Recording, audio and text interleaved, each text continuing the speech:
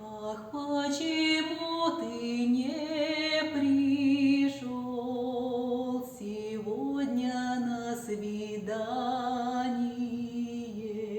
Народную музыку меня привела бабушка. Как бы это банально не звучало, но так оно и есть. Именно бабушка взрастила во мне такое зернышко, которым я сейчас делюсь на сцене. Омск для меня это настоящая школа жизни. Что мы выражаем внутри себя.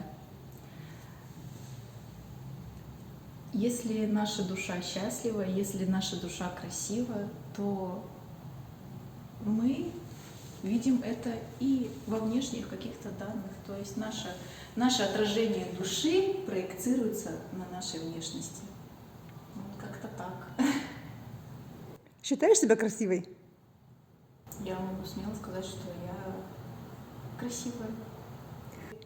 Я все надеялась,